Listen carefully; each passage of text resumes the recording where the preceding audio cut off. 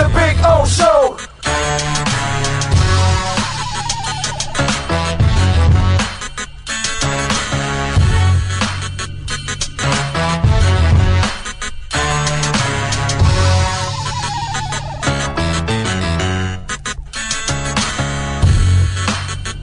This is the Big O Show.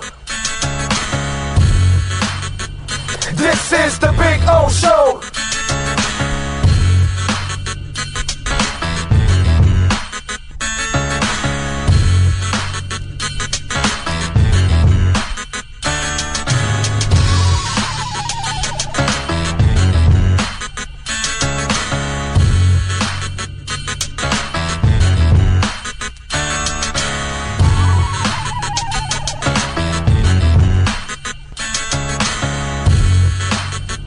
This is the Big O Show. This is the Big O Show.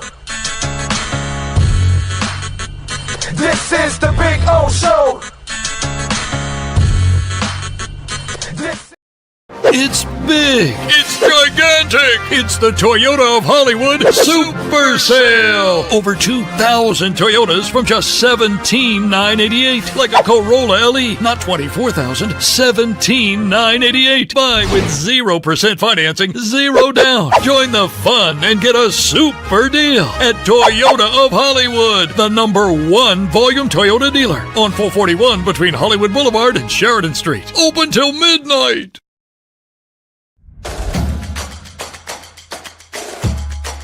Welcome to Kaneswear. New store, new items, same great experience. Family owned and operated since 2010, Kaneswear has the latest merchandise from the Miami Hurricanes, Miami Dolphins, Florida Panthers, Inter Miami CF, and more. Come visit us at our store in Davie on University Drive, just south of 595, or online at Kaneswear.com. Kaneswear, the spot Miami fans shop. Before you buy or lease a Honda, Volkswagen, Hyundai, or any other model, compare Subaru, rated #1 in safety at Subaru of Pembroke Pines. Buy with 0.9% financing, 0 down. Forester with symmetrical all-wheel drive, $259 a month. Crosstrek with symmetrical all-wheel drive, $239 a month. During the Subaru A Lot to Love event at Subaru of Pembroke Pines, South Florida's #1 volume Subaru retailer.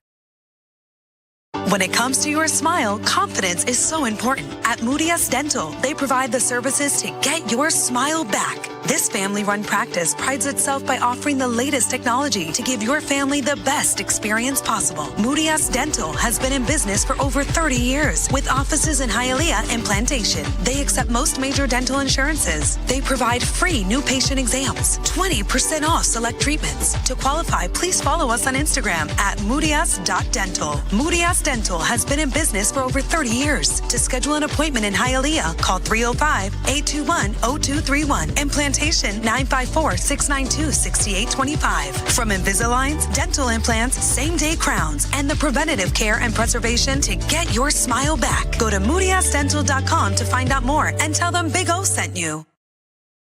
If you're looking to take your home or business to the next level, then RM Contractors can assist you. RM specializes in new residential turnkey, new commercial turnkey, home and office remodeling. Call them for free estimates. Serving all of South Florida, licensed and insured. Call Ray, 305-345-3649. You work hard to create the perfect atmosphere. You dream it, we'll build it. RM Contractors, 305-345-3649 or Instagram at RMC Fisher Island. Hi, this is Jeff Welt from Welton Rheaume. Dan and I have been in business together for over 22 years. We're not your typical lawyers. When Dan's not working in the office, he's flying his stunt plane. When I'm not in the office, I'm either getting tattooed, bowling, riding a motorcycle, or going to concerts. We might not be your typical attorneys, but we are aggressive attorneys, and we'll do whatever it takes to get you what you deserve. Consultations are always free. Call us anytime, 24/7. Welton Rheaume can help. Just one place sold the most Acura models in the last 17 years. Acura of Pembroke Pines. Drive a new Acura ZDX, $439 a month during our 17th anniversary sale. The viewpoint, statements, or beliefs expressed on the following program by the host, guests, or callers are not necessarily the opinions of FantasyXS.com, Media Group Inc. ownership, management, sponsors, or website. When it comes to South Florida sports teams, very few in the media have witnessed, lived, and covered it like the Big O. Let's start the program dedicated to your favorite South Florida teams with a passion that's unmatched. The Big O Radio Show is on. Here's the Big O. Good morning, boys and girls. Yes, sir. Good afternoon, good evening. Depends on when you're watching, when you're listening, when you're downloading. But either way, it is Friday. Yes, sir. And Bitcoin is at $118,000. I finally got to tweet out the tweet when I was excited when it went to $18,000. And now it's at $118,000. I was excited when it ripped up to 18,000 from 16.5. I was excited when there was a dip from 19 to 18, and I asked everybody, "Did you buy the dip?"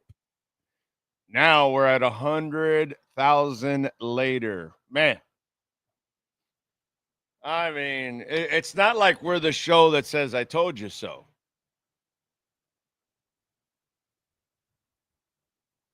Man. We would never do that on this show. We never say, "I told you so." Never. Just never. But anyway, welcome aboard on a beautiful Friday. The amazing David Furones will join us. Manny Navarro will join us. Neither one. Well, I think maybe David may have like $5 in Bitcoin or something. I don't know. But they'll join us, obviously, talk a little Dolphins, talk a little Canes. So we'll have some fun there. Jack says, I buy CAS every time it dips to the 6-cent range. Do you think CAS rips now? Oh, yeah. We're going to go easily to 12 cents now, maybe 13, 14 cents right now. And then we'll be making our move again to get to the 20-cent range. We haven't even started printing yet. Remember, the U.S. hasn't even started cutting rates yet. And, they're trying to force that issue already on the Trumper side. And I understand Powell, by the way, being, a little nervous about it and holding back. Should he make a 25 half-point rate cut to test the waters? Maybe. But I also understand, look what he did now, that he just 35% now on Canada. You saw that? And then 50% on copper. And then you saw what Trump is doing with Brazil? No, but do you know why Trump gave Brazil 50% tariffs? Because he doesn't like something that they're doing in their politics. So he wants them to change their politics, or because he doesn't like their politics, he's giving them a tariff of 50%. So the president of Brazil went back and said, hey, what is this, bro? We don't need no emperors in this world. That's what he said about Trump. Like, who the fuck are you to be telling me what to do in my country and our politics? That's their business, dude. And then the orangutan wants to just throw. So I can understand Powell going, well, wait a minute, bro. I can't let up the rates if you're going to be doing crazy shit. And, you know what? Here's the thing that Trump also bitches about trade deficit. Oh, by the way, Brazil's the one that has a trade deficit with us. We buy more from, they buy more from us than we sell to them. Not the other way, like in China, that we buy 5 times the amount that we sell to them. No. That's a deficit. We actually have a deficit. They're the ones that have a deficit, and we're tariffing them. So there's nothing, no rhyme, no reason. So wait till we start finally making cuts. You think these pumps are something? It's going to get even better.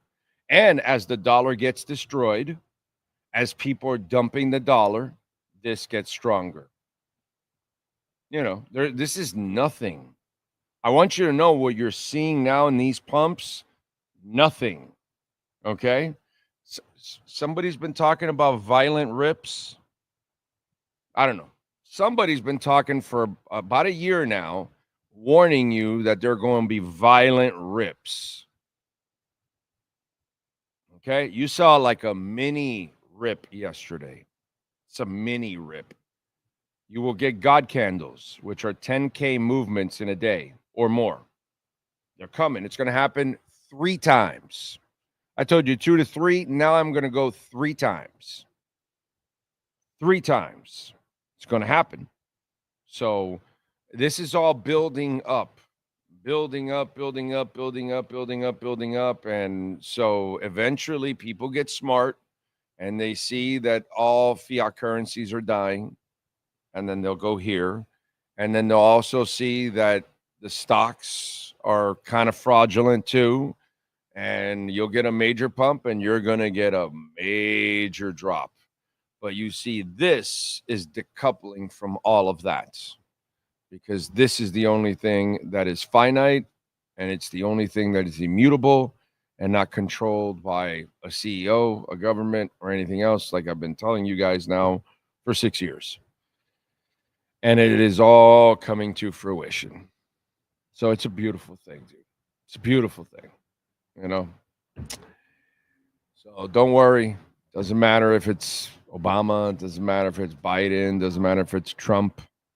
They're all going to pump the hell out of this because they're all going to do stupid things. Just doesn't matter. All right.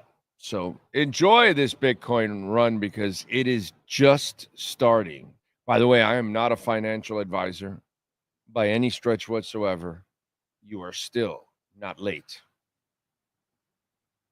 It is not late to get a Cash App account or a Swan account. It's not late to get a Tangent wallet. It's not late to purchase Bitcoin. It is not even close to late. I have 1.5 million by 2030. Did you see that report yesterday now? I think it'll be 1 million already by 2027. And like 5 to 7 by 2030. So we'll see, whatever. But either way, from here, you're about 12x from here. I don't know. 12x sounds pretty good investment. So that's the problem. People look at it at 118. They go, oh, I'm priced out. Not even close, dude. Not even close. Not even close. Bub. There you go.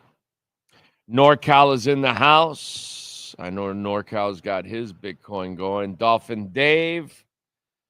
Jay Gelfin is subscribing, hitting that like button and smashing it.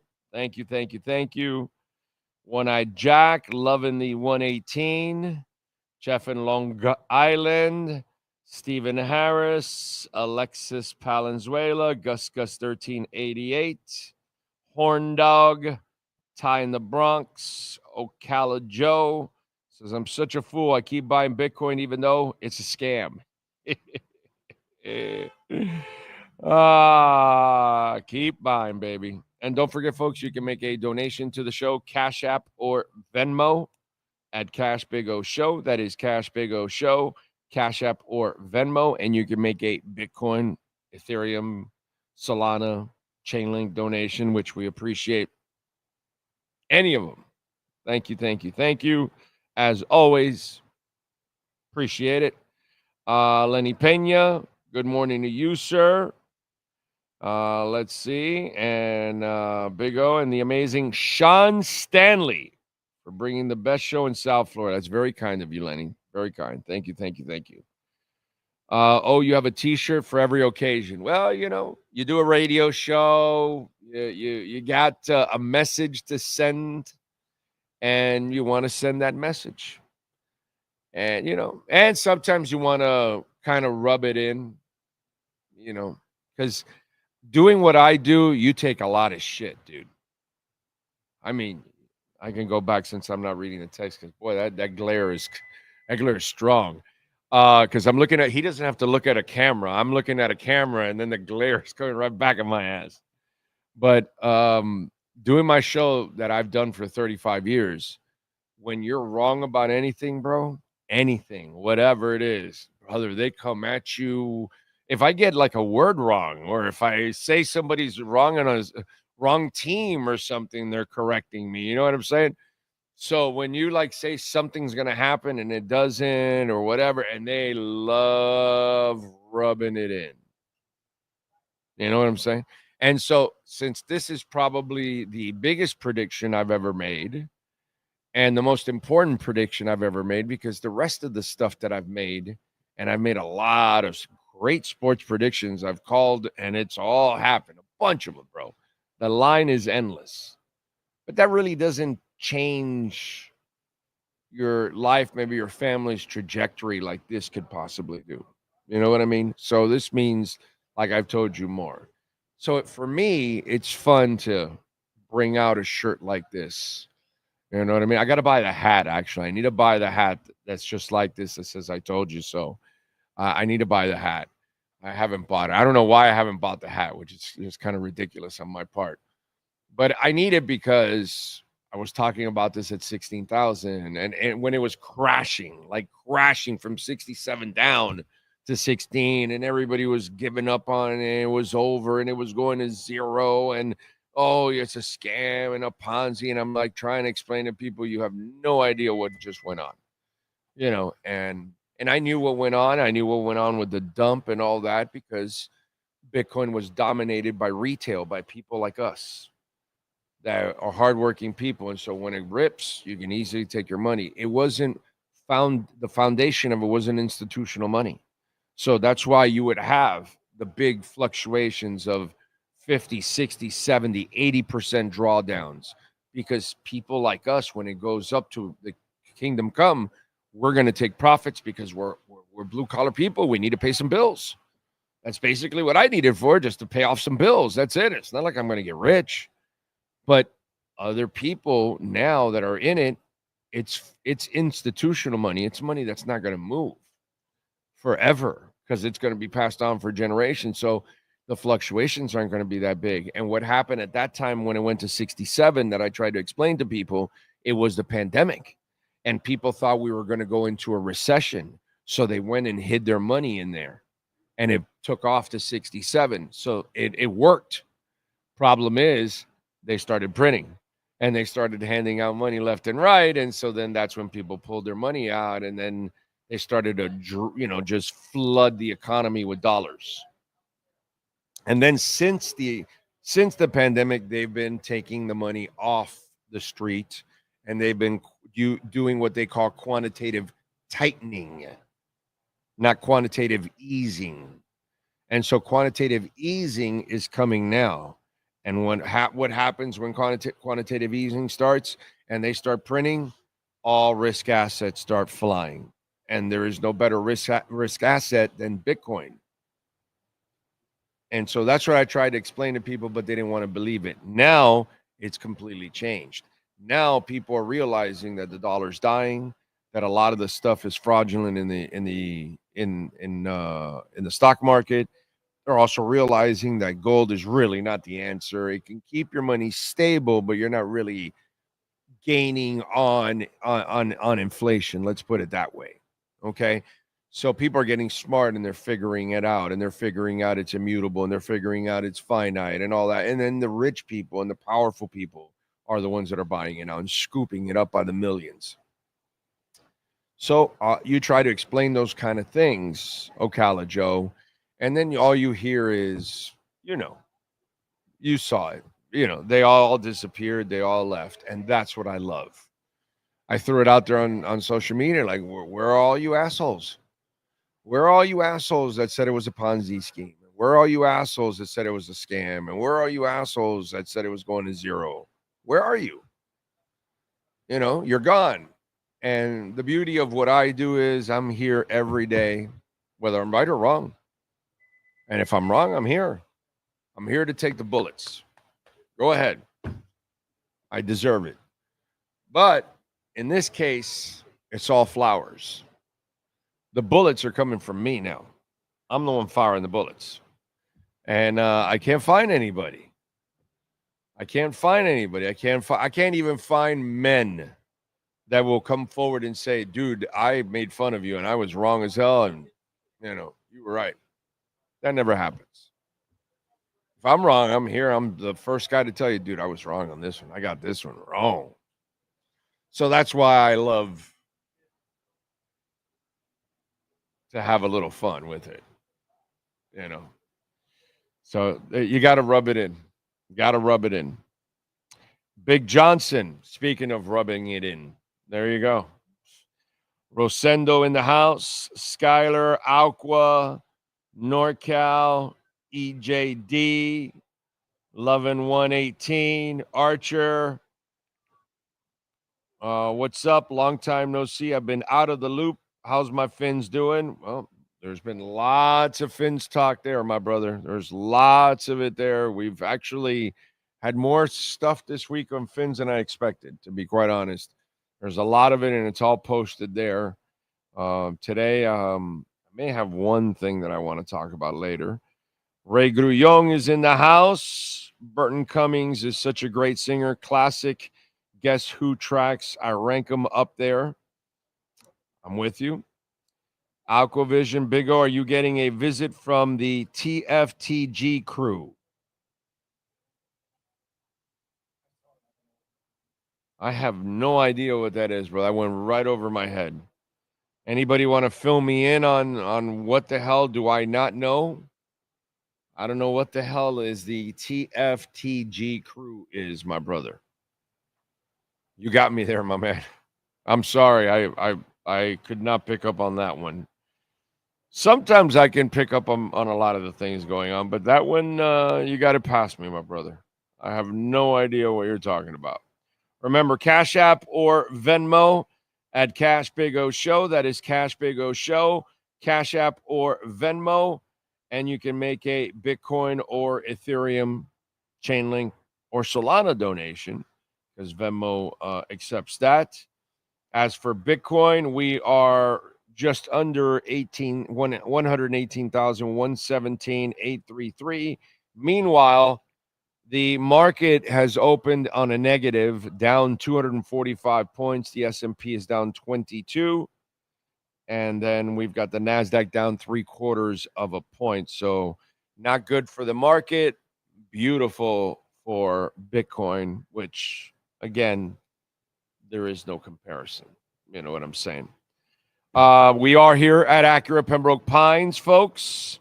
And remember, if you want to make a great deal, come on out here. Larry Schlossberg, Pat Nasto, Tony Stampone, just some great people out here. We got a great service center. Mike Chan, Jordan Ferber. They do an outstanding job. A selection that is second to none. They usually have the ZDXs on this side here, and I'm always seeing a row of ZDXs, a black, a white, a gray, a blue, and a red. So you got a nice selection of different colors there, and that's what I like. When you come on out here, the lot is overflowing. Larry Schlossberg, this is why he kicks ass. This is why they wipe the floor with everybody in the Southeast United States, and they are number one. So you don't need to drive around South Florida, much less the Southeast United States. You get the best deal here, the number one volume sales dealership in the Southeast United States. And one of the reasons why, it's because you don't go on their lot and then, you're looking for an MDX? Yeah, we got two. No, we got a bunch. And different colors and different styles and different models. And here you go. And that's why. Hundreds of cars, man. The lot's overflowing. Come on out here. Check it out at 15601 Pines Boulevard, just off of I-75 in Pines. The Integra, by the way, 2025 model, $299 a month, 3.9% financing for 60 months. The ADX 2025 model, 4.9% financing for 60 months, $349 a month. The ZDX, you know what? We still have a couple of 2024 electric, baby, ZDX is 0% financing, 72 months, $469 a month. RDX, $419 a month. The 2025 models, $4.9% financing for 60 months, $419 a month. Get on down there and tell them, of course, that Big O sent you, and they will take care of you here at Craig Zinn's Acura of Pembroke Pines. All right. Woodrow Wilson had the same policy. It was called moral diplomacy. Yeah, it doesn't work. You don't run somebody else's country, bro. So, True Fin fan does know about violent rips. That's a good point. It's a great point. NorCal, you might have made one of the best points that's ever been made on this show. That's a very good point on that one. I like that one. And yes, thank God it is Friday. Thank you. I'm with you there. Let's see, what else do we have going on? Furones will join us here at the bottom of the hour, by the way. Okay. The Who has a song that I don't know if you guys listen to the Who, classic rock band, but it's Just Another Tricky Day. And I'm sitting here and it's just another sticky day for you. That's all I keep thinking of right now. You can't always get it. You can't always get what you want. Yeah. And right now, you want cooler temperatures. Because right now, it's just another sticky day for you. Great bass, too, in that song. Anyway. What else do we have? Let's get to our 3A Graphics sports calendar. And the one and only Alan Blanco, 786-618-1443, custom printing and embroidery. We got 2 games tomorrow. Saturday, 7:30, Inter Miami hosting Nashville, Chase Stadium. Don't know if Messi's playing. Obviously, they'll wait till about an hour before the game to tell you that he's probably not going to play. I don't know. I'm just in case you're thinking of buying tickets, because I know sometimes that happens. You could be thinking of buying tickets. Yes, sir. He's thinking of taking the kid, but he's got to know if Messi's going to play or not. You know what I'm saying? I'm looking at the prices. I'm guessing he's not. Yeah, that's awesome. So be careful. 7:30 tomorrow. Pitbull Stadium at 7:30. Miami FC is hosting Lexington SC. There you go. And then the Thunder and Jalen Williams, we talked about this yesterday. They agreed to a 5-year rookie max extension worth $287 million. Now, with Shea, Chet, and Williams under contract, they have committed a total of $822 million to the core of the OKC Thunder. And let me tell you, if I'm committing $822 million, by the way, which is, I was thinking about this. Didn't they pay Ohtani like $750? Didn't they pay him like $750 million? So you were talking about comparing the Panthers salary to the NBA salary. And now I'm going, okay, well, look at Ohtani alone, bro. Got $750. You got $750 million, bro.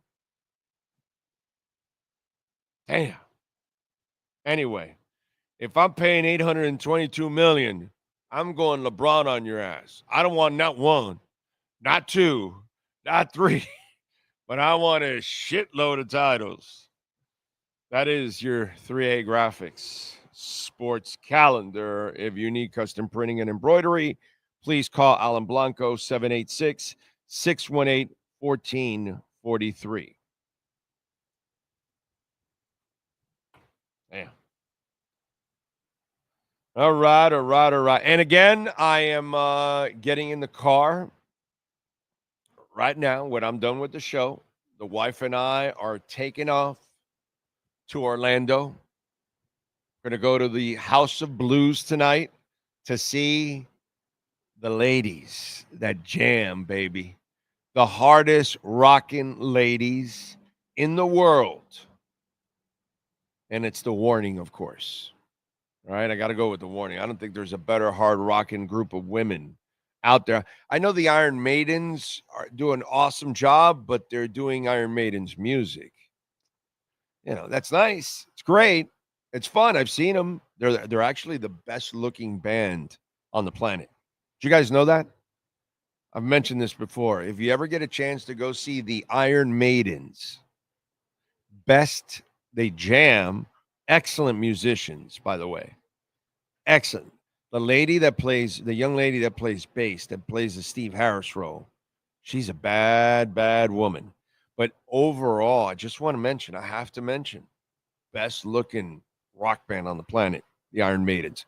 Anyway, outside of that, and these three young ladies are also talented, but they are the best rockin' women on the planet, dude. The best. Can't wait to see them tonight. For the last couple of years, since I became a fan of The Warning, I have been dying to see them live. And tonight I get to see them at the House of Blues in a nice, what's that called? Intimate environment. That is going to be absolutely freaking awesome, dude. I am looking forward to it. So if you're going to the House of Blues tonight, send yours truly a DM. Love to say hi. Share a drink or something. BS a little bit there at the House of Blues or just outside or whatever. So reach out to us. We'll be at the House of Blues tonight to go see The Warning. Can't wait, man. It's going to be fun. Let's see. Anthony says, I'm rewatching old Jimmy Butler games from 2020 to 2023. I miss NBA, NFL, NHL. Yeah. I'll leave you alone there with baseball. If they don't keep people, I'm not watching anything or getting tied to anybody on that team. What you should do is get into Inter Miami at least. That sounds like you need you haven't picked soccer yet. That'll give you what you need during the summer to kind of keep you off, and you have one of the better teams in the league. I don't know if they'll win the title, but they're at least pretty decent, and they got some guy named Messi or something, so it's kind of entertaining to watch. That's what you need, Anthony. You need to get into football to put it off until you get back to football. You know what I'm saying? Do that, and that'll keep you busy. And that's nice, that blue one, huh? The rims. That is really nice, dude. That ZDX. Wow, that was nice. That was sharp. I like that. Did Kyle Lowry come by again early? Son of a bitch. That Kyle Lowry, he knows that we were exposing him on the show here every twice a month. And now he comes earlier than the show on purpose. I'm up to you, Kyle. I see what you're trying to do, dude. I see it. What else do we have going on in the world of sports? I like what Deion Sanders is trying to do. Did you see this? Deion Sanders is trying to add Mike Zimmer and Byron Leftwich to his staff. And why I like this, and this is the reason why it's not anything like enormous in the sense of, what an edge. Of course, man, getting experienced people like that is great for your program and great for your kids. But more importantly, what I like about it is he's known to have a big ego. But the ego's in the right places, whereas he knows that he's going to be a better coach with the best assistants possible. He's got Marshall Faulk teaching the running backs, right? He's got Warren Sapp. Okay, they're pretty good in what they did. Yes, they are. I don't think Deion can teach Warren Sapp how to get to a quarterback.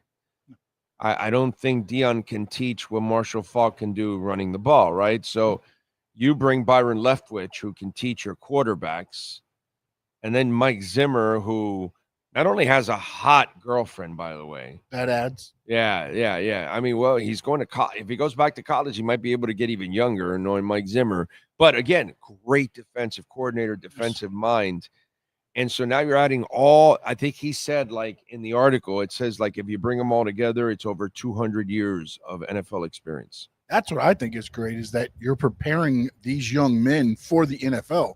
Right. They're going to be more NFL ready than most because they're being coached by NFL. Just like the defensive line by, the University of Miami. You're getting taught by an NFL Hall of Famer, Jason Taylor. You're going to be prepared to take that step more than others that are just, being played in a scheme. Right. So I like it. I like that. He goes, our coaching staff, this is without Byron Leftwich, which I'm praying that he does the right thing, and Mike Zimmer. We have 160 years of NFL experience, Sanders said. With those two added, that's 204 years of NFL experience. I want those years. Smart. Sometimes, you have those coaches that they like to bring on just inexperienced people.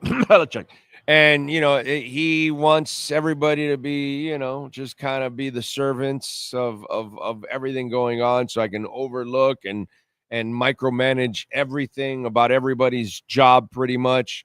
That's kind of a little different here. I like that. I like that by Deion Sanders. Good shit. I almost feel too like it's a step to, okay, you can go there and get paid now, or you can come to Colorado, learn from NFL pros, right, and get paid then. Right. So it's kind of a counter to maybe the NIL. They can't get that fund that other collectives can get. Although Colorado's is super strong. Oh, I'm sure it's good. That's why he's talked about let's have a cap. Yeah. Because he knows he can play that game right now because he's got the sponsors, he's got the power now. Yeah. Well, dude, people are if they keep winning, they'll keep getting more and more. People are going to Boulder. They never went to Boulder. Yeah, no. I mean, Deion has changed that whole thing around. I don't know if it had anything to do with it. Boulder stole the film festival from Utah, from Salt Lake. The film festival that was in Salt Lake, it moved to Boulder. Prime time. It's just, the dude has made Boulder chic. Le Freak.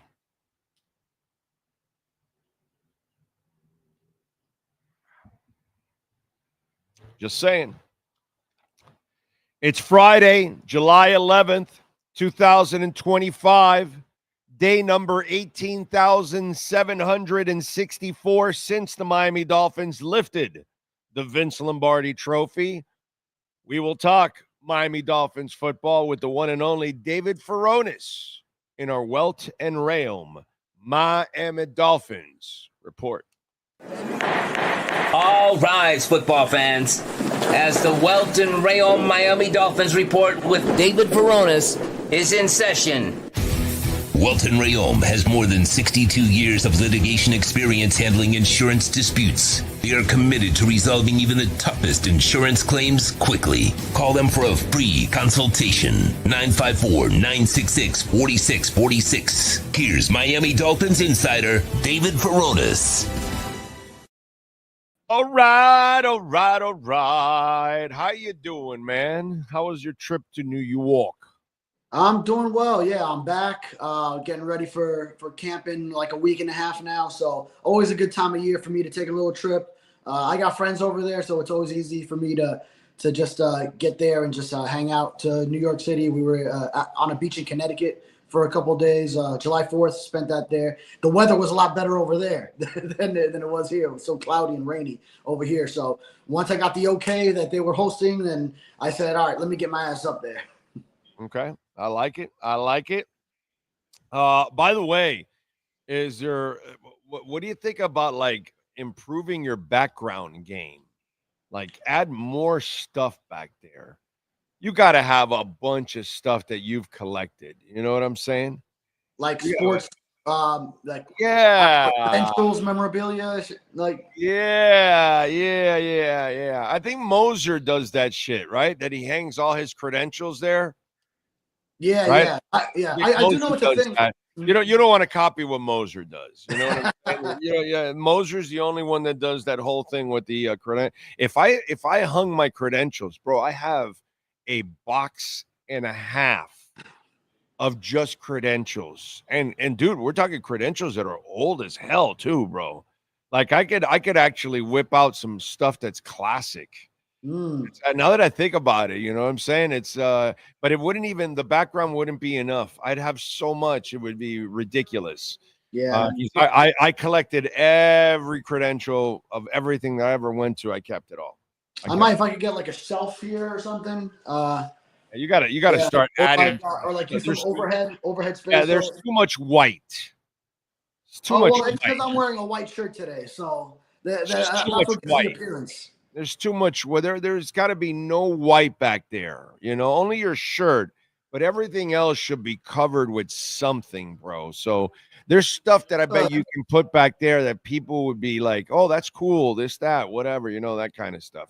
Not like me. The stuff I put back there is dumb and ridiculous that nobody cares about.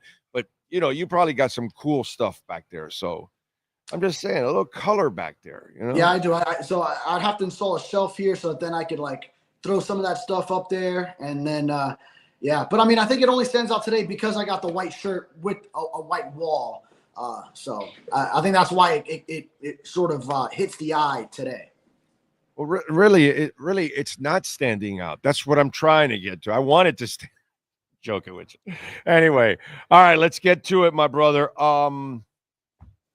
The changes that were made this offseason, you know, a lot of it looked very different in the sense that there was a lot of meat. You know, we talked about it throughout the offseason that I wanted this to be about the fat boys and stop being the disorderlies. And they did that. They got fat guys on the O-line. They got fat guys on the D-line. And they got the meat to the matter. They got big backs. And, you know, a lot of it I read into it being, okay, this is the front office saying, no, we got to change our ways. But, you know, from what I'm hearing, there's also maybe a lot of that also maybe coming from McDaniel, realizing that he's got to change his ways. Now, I take all of this with a grain of salt, okay? He's got to show it to me when push comes to shove because you know it, you've seen it, you've covered it. There are moments where the running game is working and working just fine. You know, you're playing against the Ravens and you're handing it off to Mostert and he gets 4 yards. And then he gets 3 yards. And then he gets 6 yards. And then he gets 5 yards. And then you decide to throw a stupid screen that ends up becoming a fumble or whatever. And so you the stupid things that go on sometimes against Green Bay or Buffalo, we've seen it. Run game's working and he abandons it. I know they got to run in order to really succeed in offense. So you tell me, have you heard any of that kind of stuff too? Do you believe any of that kind of stuff too? Where do you stand with what they did and what the perception is and what you think were in the direction they could be going in? Yeah, so I guess on 3 levels, yes, I've heard it. Yes, even Mike McDaniel officially at the podium, was it the last? I think it was the last press conference he did, gave me an answer to a question I had that I felt stuck to that. And 3, then I think also it's not just what they're saying. I think their actions do show that. So I think when he did answer to the question about taking pressure off of Tyreek Hill and Jalen Waddle on the outside and getting them back into the mix, which it was very effective in 22 and 23. Offense was great. Last year they couldn't do it. A lot of it when Tua wasn't in there, but also even the games when he was, then it wasn't to the same level. You weren't as consistently getting the ball to Tyreek Hill, neither him nor Jalen Waddle. And I think he understands that the biggest aspect to the offense that helps free them up is if the running game is effective. Because if it's just cover 2 all the time, too high, both sides of the field, a safety's got help on them. They can bracket those 2 players. And yes, you had Jonnu Smith open all the time to make his catches. You had Devon Achane able to make a lot of catches out of the backfield. It frees them up, sure, but you're not going to have the same overall results if it's not that you're getting the ball to Tyreek Hill and Jalen Waddle. And I think he knows that the biggest way to do that is if you are a threat in the run game, a consistent threat, and you have true balance in the offense so that, yes, you can get the ball to your two biggest playmakers on the outside. But how you do that is you make sure that safety has to come in, that they are keeping the 7 in the box. And then if you're really running it down their throat, they bring an 8 into the box. Now, all of a sudden, you can hit the big play to Tyreek Hill in single coverage deep down the sideline. So obviously that means the big backs. I don't know. I know Madison can play because we've watched him already in the NFL. The Ollie kid, physically, I love what he brings to the table. It's exactly what you need out of a back. And I don't measure because they took him in the 6th round. That doesn't mean shit to me, dude.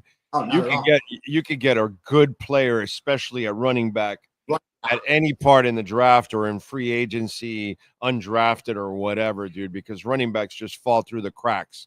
So I got to see those guys. Plus Jalen Wright. I didn't understand that last year, bro. He looked good at times when they were using him in camp and in preseason.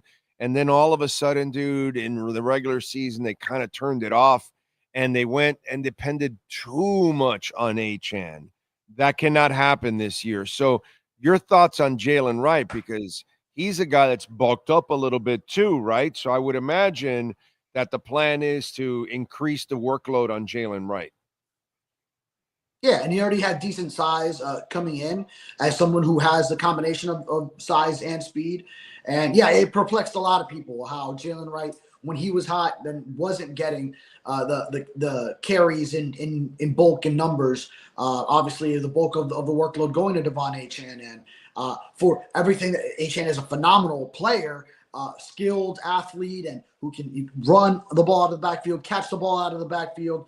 But he's not the one that's going to bring a physical presence to the run game. So I think you're going to have that with now the incorporation of Jalen Wright more so. And then the other moves that they made, bringing in Alexander Mattison. I know a lot of people dog him for his vision, his expected yards per attempt, and like how the analytics and his yards per carry didn't really maybe match up. But you know, I hate to interrupt you on that one with Madison. The problem with people is they're looking at Madison like he's some kind of savior.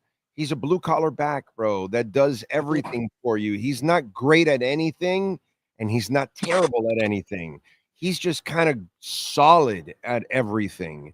You know what I'm saying? He's just a good football player, but he's not the guy that's going to be the savior of your run game. You know what I'm saying? It's going to have to be Achane and Wright making some big plays for you.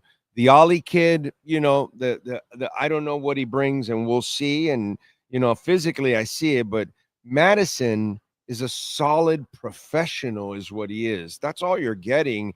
And at this point, I think that's what they need, unless you're going to make a big investment on a guy, which they did not do that with Alexander Mattison. You're just getting a solid football player there, nothing else. And that's good enough. Yeah, and a guy who will give you some short yardage, because that was the biggest thing was you got your 4-yard carry, then you threw a short pass and you were tackled 1 yard shy, so 3rd and 1, but you were toast after that last year. You couldn't hit the convert the 3rd and 1. So you were running plays going sideways, and with Achane, with the guards getting blown up, and then you get tackled for a loss or at the line of scrimmage. So now you can go straight up, run behind James Daniels, Jonas Savaiinaya, with Alexander Mattison carrying the ball. I like your chances a lot more. Ingold, the hammer right to the lead block. Come on. Yeah, come on. The hammer leading the way, dude. Yes, I like it. Plus, the other thing that people don't understand on short yardage, there's an intelligence factor that comes with it. You need to read the line and read the holes, and you need to know how to fall forward for that yard or two that you need. And that's something that I guarantee you Madison brings to the table. he's not here to run for 150 yards and break a 75-yarder and be super dynamic or anything like that. But that tough yard and a half, 2 yards that you need, that's exactly what he's going to be able to do, because he's going to be able to find that crease that he needs to kind of push his body right in there and get those tough yards. So to me, I know exactly why they brought Alexander Madison, and I don't have a problem with it. I know there's a utility to him. I'll tell you what, if Alexander Madison at the end of the year is averaging 2.8 yards per carry, but he has converted 14 of 16, 3rd and 1, 4th and 1, 3rd and 2 for first downs, plus and 5 touchdowns, because he's also getting maybe some goal line carries. That is a hell of a season. Even if he has 2.8 yards, even if he's under 3 yards a carry, if he's hitting a high success rate on those specific plays, then you got everything you need out of him with that signing. Yeah, I'm with you. I'm with you 100%. And again, if you're able to run the ball, push people around in short yardage, all of those kind of things, you're not going to see 2 deep safeties anymore. It's over. You can't, that's where it ends. And then that's where Tua will pick you absolutely apart, like all great passers. But if you start making it harder for them because you can get there on pass rush, the days that Brady would struggle, it's because Miami's pass rush got to him. And then they could cheat, and that's it. And they could cover more because JT and the boys were getting there, flat out with their front four. When you can do stuff like that, and on the reverse, when you can run the ball on people and cripple that middle of the field, it just opens everything up, man. And that's kind of what you have to get to. And we'll see if they do, but at least they're trying to get to that area. The question is now, will Mike McDaniel have the discipline to stay with it in those key moments?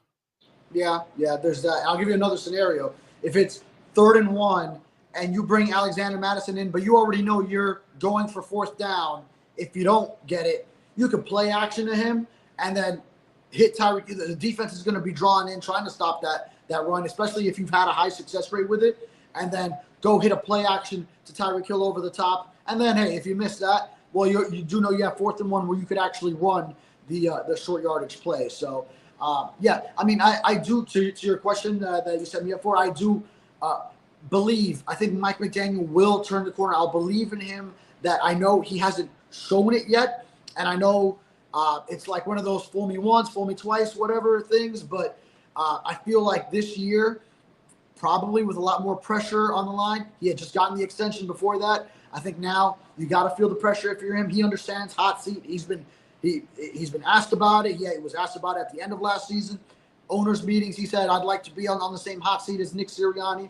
I think he's going to identify that, yes, the physicality in the run game to the offense and just physicality overall for the team, those are the things that can get the team over some hump. I don't know what hump that is, but those are the key things that need. Yeah, we'll get too much into the minutia if we're talking about what the hump is. It's true. No, it's everything you're saying is right. Yeah, everything you're saying is right. Yeah. It's about getting over that point, and until you're in that moment, we won't believe it. You know what I'm saying? And we won't believe it. And until it becomes habitual, we truly won't believe it. You know what I mean? Because obviously there's going to be aberrations in certain moments. And that's kind of what the running game has been for the Miami Dolphins for 40 years now. An aberration. Oh, it's a Jay Ajayi year. Oh, it's a Lamar Smith year. Oh, it's 2 Ricky Williams years. But everywhere else in between, there's nothing. There's no real force of running the ball year in and year out. And even with Achane, while the numbers are pretty, it's more of a finesse type of running game. It's not really hey, we're coming at you. It's short yardage. You know what's coming. You know what we're going to do, but we're going to do it anyways. And that's when you really have a running game. And dude, I have to be it's when I was a kid, when we had Zonka, We haven't had that since then, bro. We haven't had that fear that dude's coming out of the backfield and he's going to nail you and that the line is going to run over you and that they're going to maul you. That has never been the Miami Dolphins, dude, for 40 years. Just hasn't. Yeah. And I don't know that, and well, I could probably tell you it's not going to be their identity per se, but it'll be something that you at least have a threat in that area. I think that's what you need, especially when you do know. I agree so much on that. I agree so much. Right. There's no way you go from what you are and have been to all of a sudden you're going to be, running the ball like the Baltimore Ravens and you're just mauling people and putting up 250 yards. Yeah, that's not going to happen. Yeah, which is kind of why, exactly with what you just said, why, and I know my colleague Chris Perkins spearheaded this, and I was right there on board with him, is if they would have brought in Derrick Henry, and we talked about it when all that was going on that offseason, at a time when a lot of people thought the Dolphins offense didn't need anything more. 2023, they had the number 1 offense. I think it was number 2 scoring offense, number 6 rushing offense. It was a lot of finesse in the run game, though. We were talking about how if Derrick Henry could have been the addition to this offense, oh my God, what that could have been like. So, and then we saw, we saw what it was without him, then how much it just fell down last year. A lot of it, yes, Tua missed 6 games, 6 and change, whatever. But boy, if you had Derrick Henry in this offense, I mean, to have to physically go against him in the box, and then you have the speed of Tyreek Hill and Jalen Waddle on the outside going long. That's a tough combination. The same way the Ravens now, they have in the backfield itself, Lamar Jackson takes that snap in the shotgun behind center, and that read option of he could either hand it off to Derrick Henry and you either have to tackle his power or he keeps it himself, and all of a sudden you're in chase down mode on one of the best athletes to ever play the quarterback position, and probably just overall athletes in the NFL. So plus you got then Zay Flowers able to take it over the top, Rashad Bateman, etc. So I mean, just a threat that that gives an offense is immense. And I'll tell you something, and to a certain extent, it's a little unfair of a comparison because I'm talking about just a little over 20 years ago, and some cat named Jamie Nails came out of nowhere, and he was like he had a couple of moments in the NFL and then had a downturn, and the Dolphins picked him up on that downturn, and he kind of revitalized his career. And that offseason and that training camp and preseason and all that. Now, again, it's a little unfair because back then they hit a lot more than they hit now.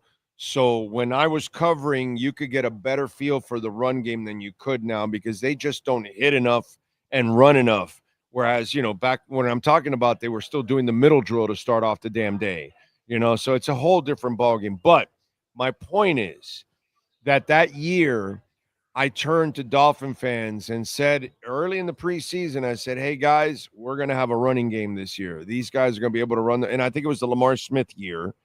And sure enough, Jamie Nails is out pulling and all that. And they had a great year running the ball. And it was one of those few years where they were, you remember, right?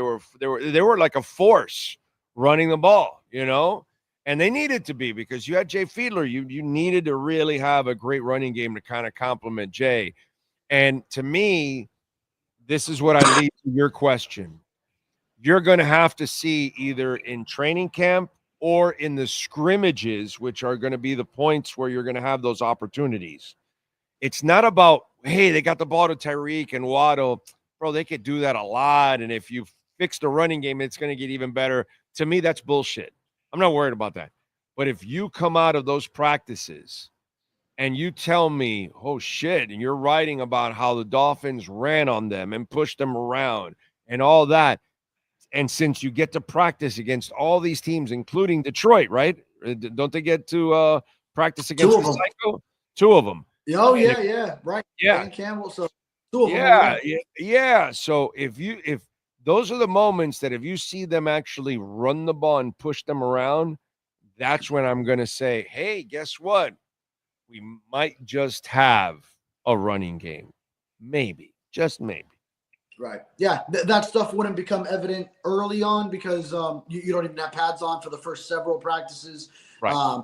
Then there will be there won't be live tackling to the ground, but then the pads come on. You can at least get some sense of the physicality of the team, but it won't all be there. But then, yeah, when you go against someone else now, that's when I really want to see it. First, they'll have a joint practice with the Bears in Chicago, or outside of Chicago, their facility over there, and then they're staying out in the Midwest in the middle of August.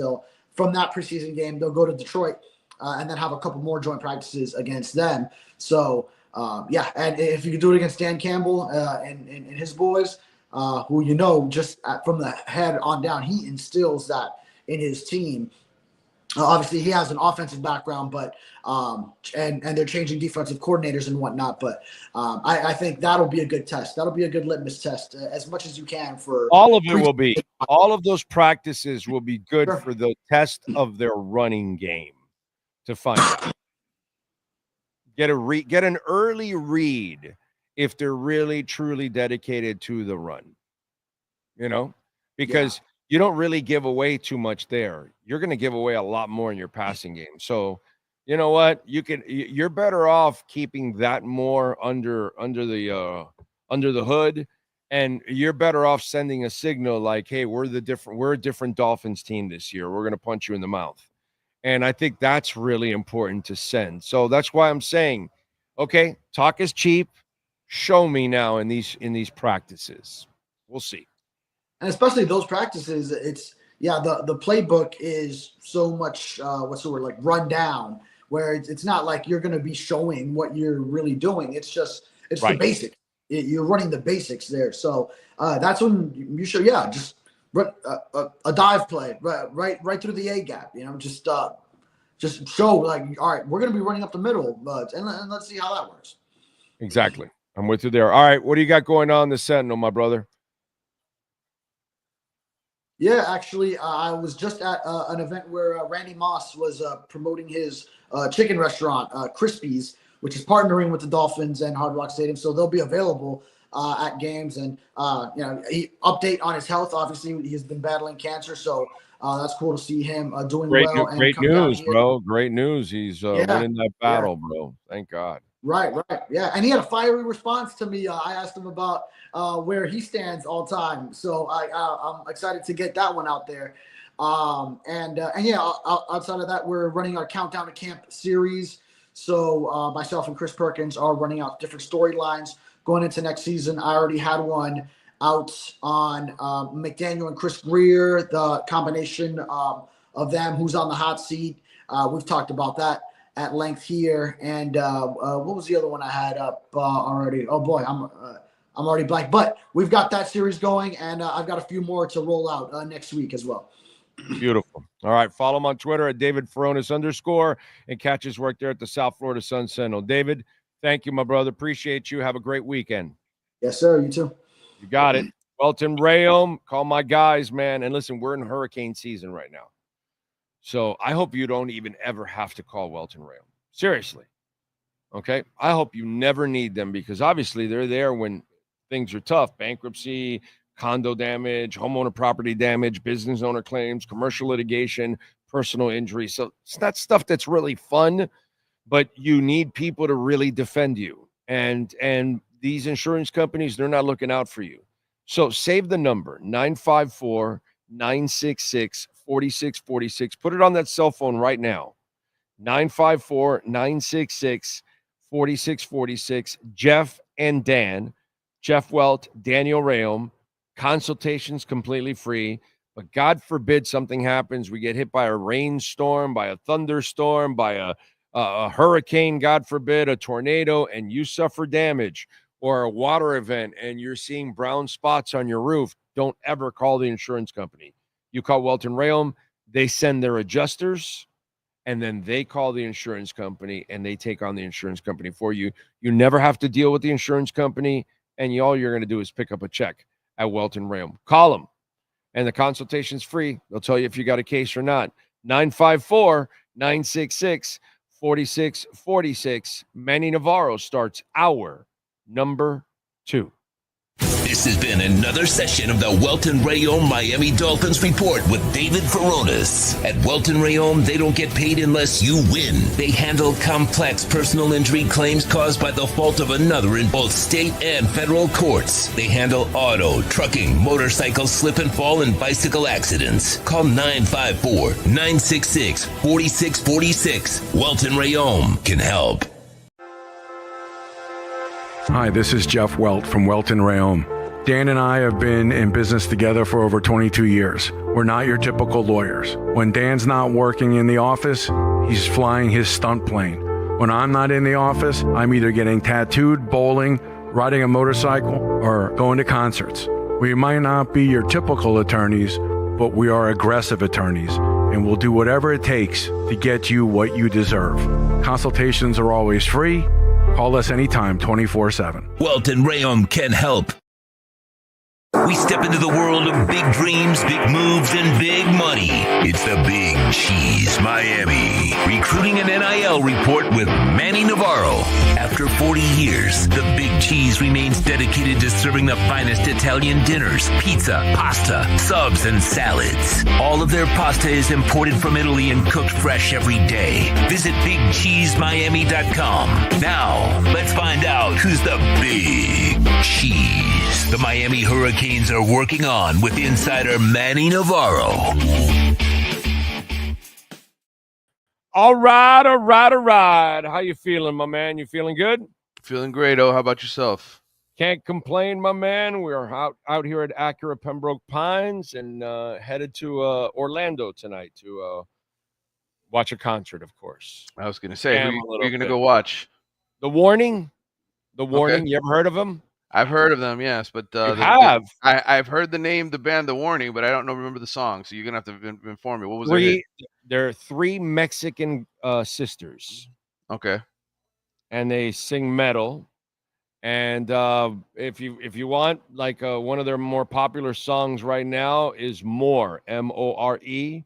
Just put in The Warning and put More. And they actually have a couple of songs even in Spanish that they throw out there too, you know.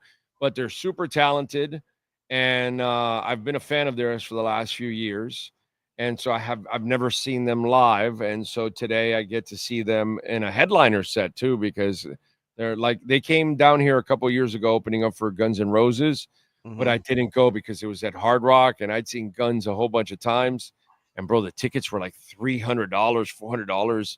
And I'm like, dude, I want to see The Warning, but not that badly, along with Guns N' Roses. So I'm like, yeah. So now 2 years later, they're back and they're headlining. They're not coming down here, but House of Blues. If you've ever been to House of Blues, small, intimate place. So that's going to be fun place to go. Yeah. Yeah, it's a fun place to go. Definitely. So I'm looking forward to it. Plus the donut place, the Everglazed. Have you seen the donut place right by House of Blues? I have not checked it out. Is that relatively new? I haven't been to House of Blues in about 4 or 5 years, probably. Yeah, it is new because it wasn't there. I hadn't been there before the pandemic. It's the last time that I went to downtown Disney or whatever. Wow. And yeah, it is new. It's called Everglazed, and it is delicious, bro. They got some good donuts there. So there you go. It's rock and donuts tonight. That's my life. And then I don't know what we're gonna do tomorrow. We're gonna see one park or something, go hang around. I don't know yet which one we're gonna do yet. But anyway, let's get to it. Bitcoin has been flipping to the upwards. Well, Mario Cristobal is flipping some people too. What do you got? Yeah, last week on Saturday, which was all these athletes are making these big commitments on Saturdays and Sundays. So the weekend is when the majority of the stuff goes down. But they were able to get Brody Jennings, who's a 4-star cornerback from Jacksonville Mandarin High School. They flipped him from Michigan, 6'1", 175 pounds. Brody's sister is actually on Miami's track team, so they had kind of a little bit of a home field advantage, so to speak, if you want to talk about it. They were kind of leaning that way that it was going to happen. So it did. So Miami has, 20 commitments now. They're the number 9 recruiting class in the country. We got a quarterback, running back, 2 receivers, tight end, 6 offensive linemen, 2 defensive linemen, 2 linebackers, and 4 cornerbacks. But they still got some areas they got to work on, including defensive line and safety. And by the way, like 2026, they're also already like kicking some serious ass.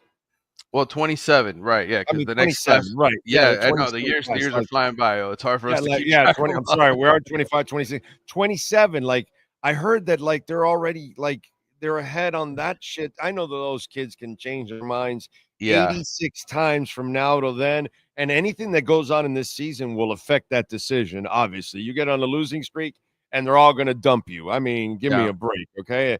I get it. I get it. They'll be like Keita dumping Tyreek. I understand all of that, but still, like the buzz is already extending to that extreme, which is something they didn't have before, doggy. Yeah, they got 4 commitments. One of them was this past week. Zaquan Linton is an offensive tackle out of Palm Beach Central. He was the latest one that they got in the 2027 class. They got 4 guys now committed already there. 3 of them are blue chip guys from South Florida. Jalen Jones, Amari Stevens, and Kent Dobson. So all 3 of those guys are legitimate dudes. They're going to be blue chippers. If you can keep them in the class, by the time they sign December a year from now, then you did a great job, and you're probably winning on the field. But it helps to have a couple core pieces, even when you're recruiting a year out, kids that want to help recruit other players to your program. Exactly. That's how you get somewhere with it. Yeah, look, man, Mario is right now, he's on the shit or get off the pot situation, and here's where he has a chance to go Panthers or Miami Dolphins. Right. Seriously, like either you sell that you are a winning program and you're getting results and people will want to be a part of that, because that's all it's left. You have the NIL, you have the coaching, you have all the resources. You now must get the results like the Panthers, and then you'll get everybody on board all of a sudden. Or you could be like Mike McDaniel, who had every opportunity the last 3 years to prove himself and has screwed the pooch in every turn. And now he's in a situation that people either defected, left, or don't want to be a part of. And so that's where Mario will be in the next year or two, depending on these results. If you don't win, dude, they gave you everything and you screwed it up, just like Mike McDaniel. Or, dude, you had everything, just like Vinny Viola's giving you everything, and you went and took it to the house. And that's it. So we're at a fork in the road right now. Seriously.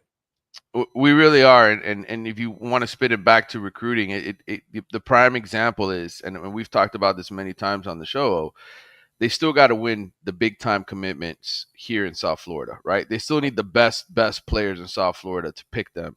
And so they just recently, they've lost some recruiting battles, but they lost out on the 5-star wide receiver from Miami Northwestern, who was a part of this class. He decided, and his mom went to UM and everything, he decided to commit to Syracuse. Again, we talked about Jeremiah Smith in the past. We talked about other guys. They've lost a bunch of battles for elite defensive linemen in the SEC area footprint as well. They just had a kid yesterday who committed to LSU that they went all in on, Lamar Brown.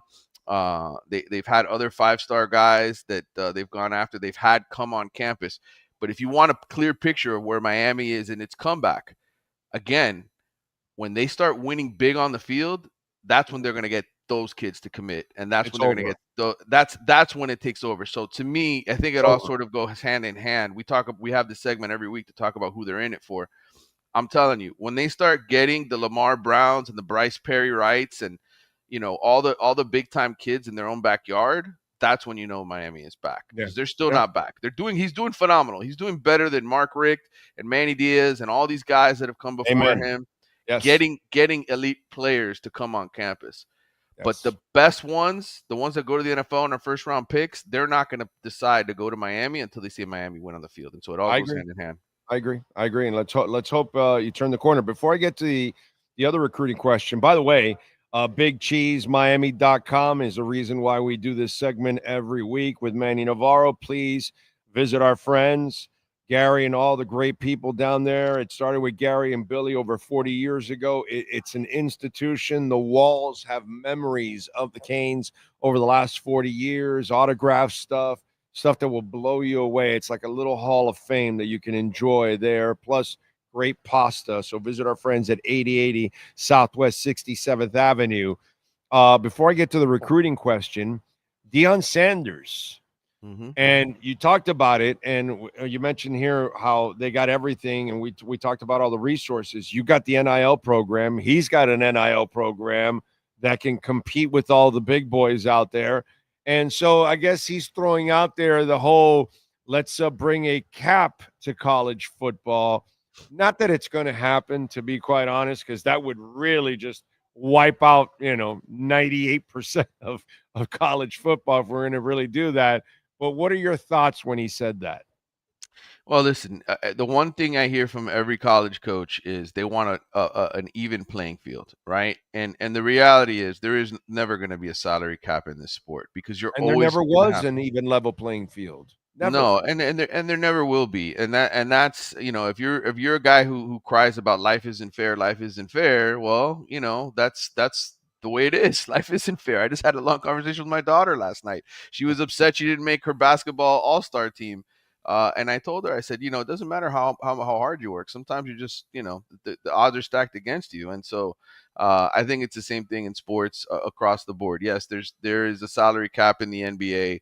There's a salary cap, I guess, in hockey as well, right? But football and the pros in the NFL, but college football is not going to happen. It's just not going to be that way as long as NIL exists and as long as the Supreme Court wants college kids to be able to make as much money as possible. Yeah, it's definitely not going to happen. All right, let's get to a little recruiting. We look at this weekend. Who is Miami hoping to kind of land this weekend and get some commitments?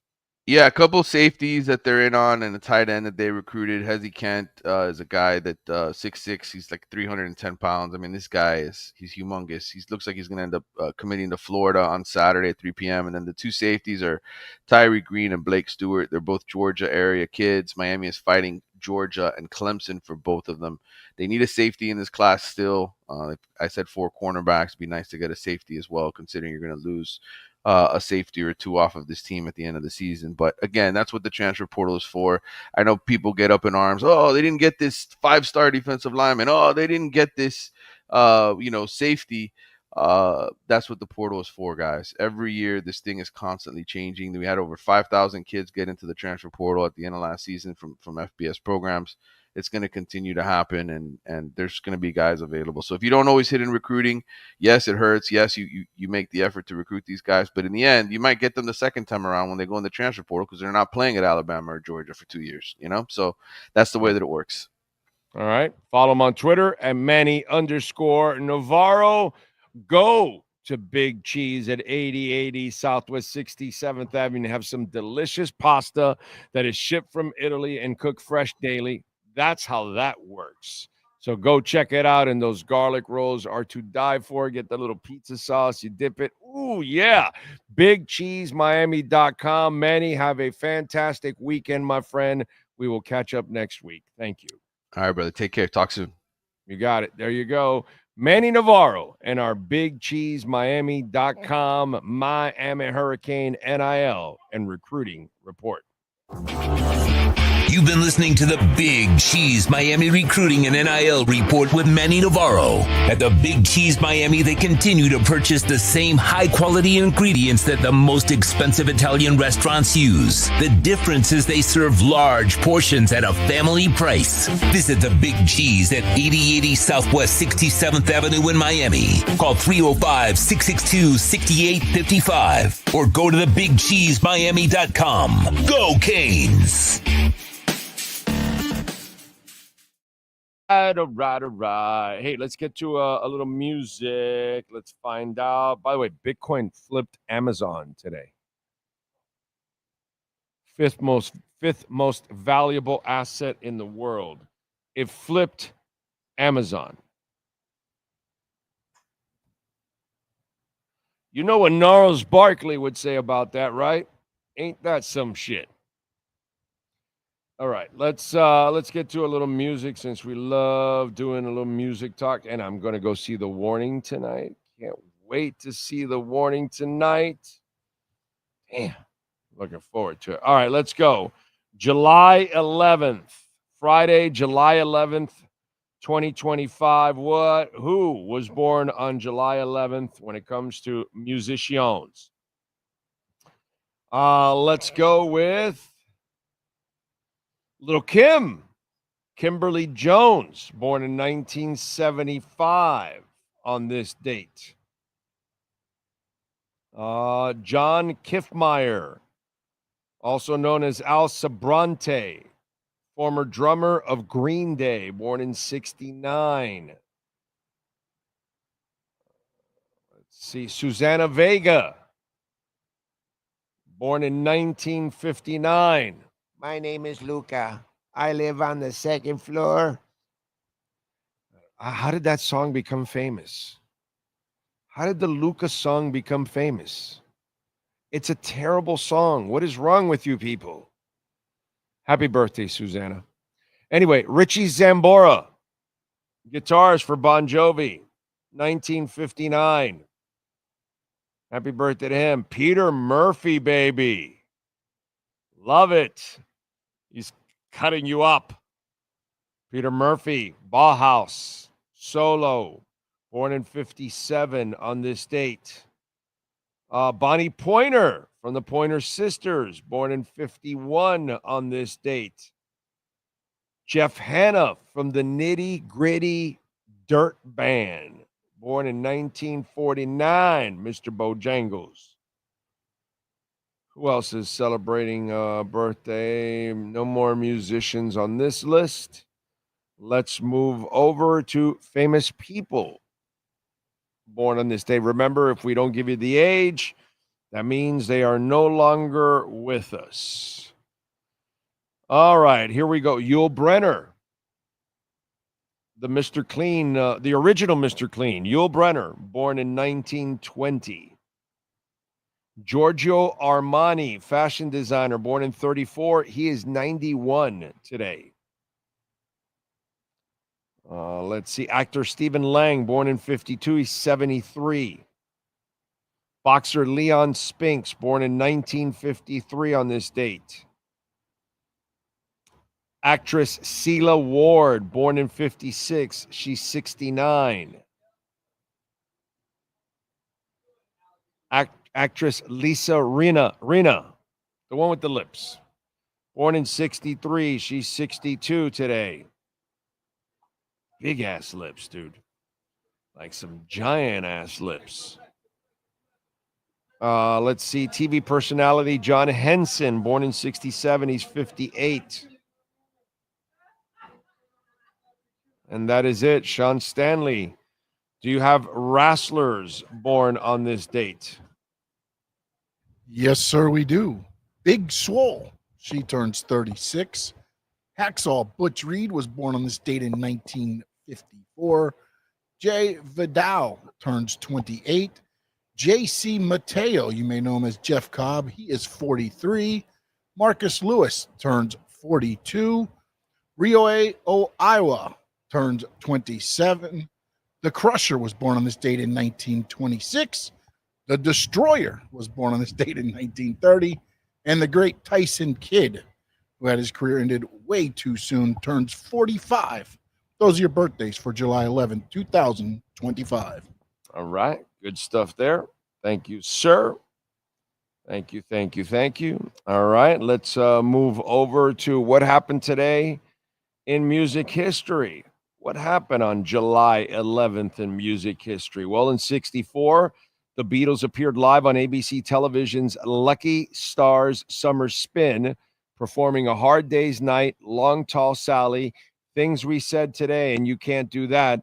To avoid the crowd of fans waiting for them, the Beatles arrived at the Teddington Studio Center by boat, traveling down the River Thames. In 1970, Three Dog Night started a 2-week run at #1 on the U.S. charts with their version of Randy Newman's song, Mama Told Me Not to Come. By the way, if you want to hear, which Three Dog Night does a great jam of Mama Told Me Not to Come. But there is a band from the 90s. Their name is Wolfgang Press. And they did Mama Told Me Not to Come. And let me tell you something. It's one of the better versions of it I've ever heard in my life. I say it's better than Randy Newman's and Three Dog Night. How about that? I'll take the one from Wolfgang Press. Very cool. Very cool to add like a new wave twist to it. In 1970, the soundtrack to the film Woodstock hit #1 in America, helping recoup massive losses from the festival. In 87, Heart started a 3-week run at #1 on the U.S. singles charts with Alone. It made #3 in the UK. In 88, the Joy Division single compilation Substance was released. In 94 on this date, the Rolling Stones released Voodoo Lounge with the tracks Love Is Strong and You Got Me Rockin'. In 1996, Smashing Pumpkins keyboard player Jonathan Melvoin died from a drug overdose in New York City at the age of 34. Melvoin's sisters are Susanna and Wendy Melvoin, best known for their work with Prince and The Revolution. Did not know that. Did not know that was their sister. Did not know that. Learn something every day. In 2002, the funeral for The Who's bassist John Entwistle took place at a church in Cotswold. More than 200 mourners filled into the 12th century church of St. Edward. In 2009, the Black Eyed Peas, I Got a Feeling, woo, started a 14-week run at #1 on the U.S. singles charts, ending the 12-week run of the band's previous single, Boom Boom Pow, Boom Boom Pow. It made the band's only fourth. It made the band only the fourth to replace themselves as a #1 in chart history, following the Beatles, Boyz II Men, and Outkast. It's a pretty good group there. In 2014, on this date, drummer Tommy Ramone of the Ramones died of bile duct cancer at the age of 65. I think that's how we lost Mad Dog, bile duct. I think so. I think that's how we lost Mad Dog, if I'm correct. Let's see, what else do we have here?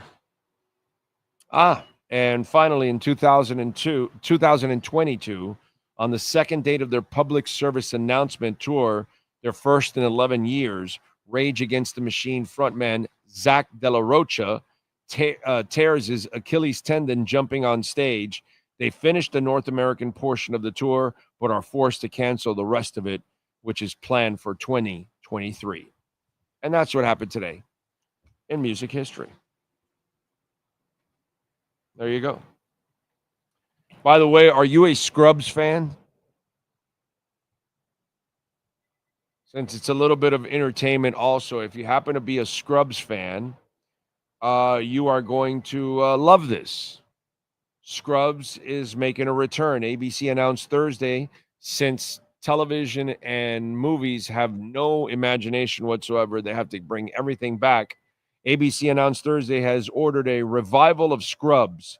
The announcement, confirmed by Zach Braff, Daniel Faison, and Sarah Chalke, are returning as their characters. Can you bring Scrubs back without Donald or Zach? Oh, you've never watched Scrubs? Okay. But you know who Donald and Zach are? From the commercials for the internet and all that, those two guys.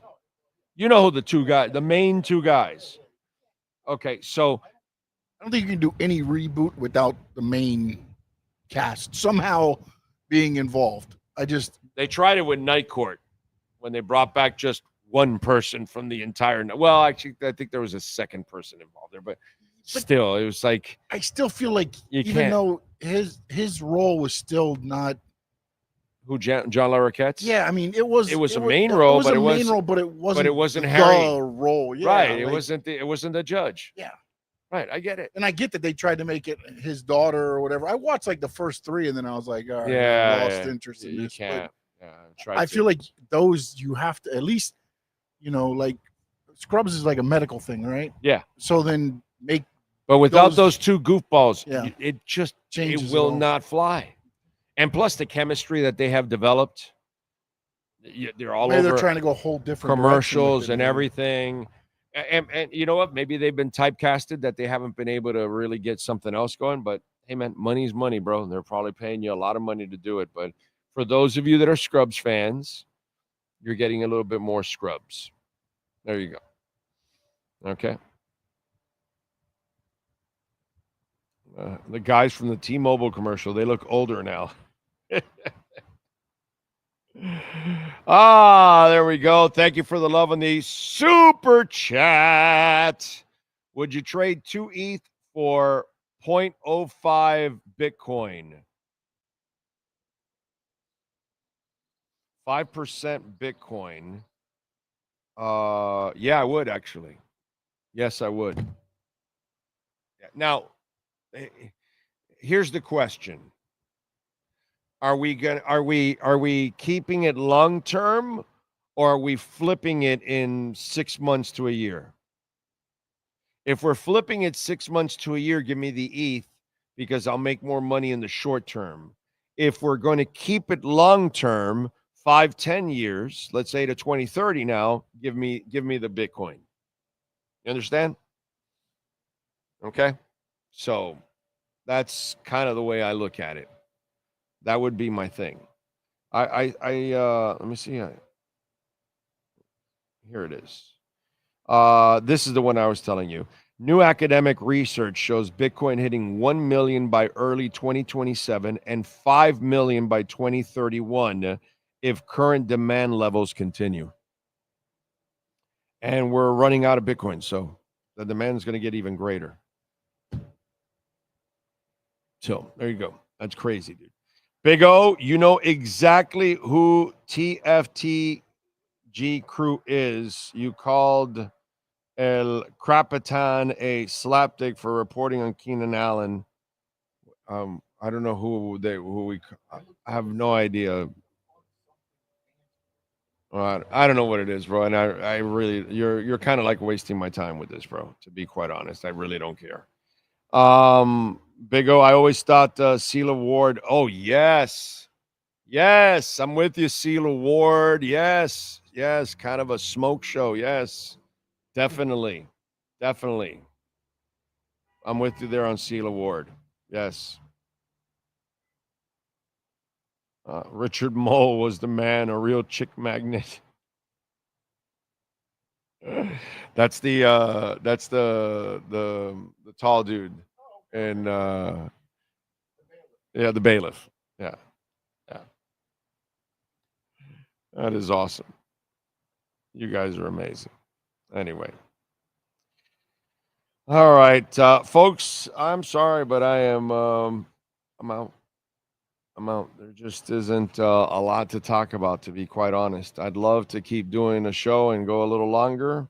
By the way, before I go, thank you. Ray Disla, thank you. I just saw it right now. Sometimes I see it after the show. Thank you for the love on Cash App. I appreciate you. He says, meet you at Everglazed. Yeah, baby. There we go. I'll be there. I'll be there today, and I'll be there tomorrow too, because I got to bring home my daughter a glazed donut for sure. She's got to try the glazed donut from there. She's got to try it. So it's good stuff. Thank you, Ray. Appreciate you, my brother, as always. On behalf of the great Larry Schlossberg back here, who makes it happen, and we appreciate his amazing support.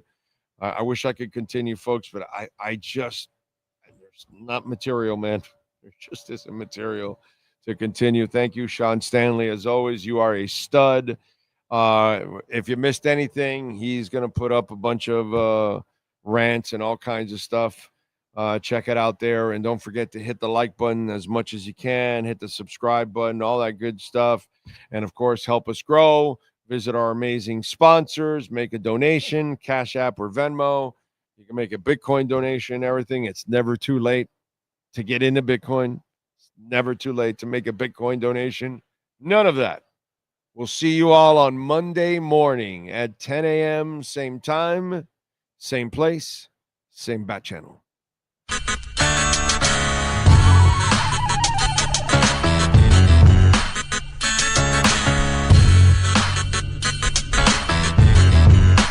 This is the Big O Show. This is the Big O Show.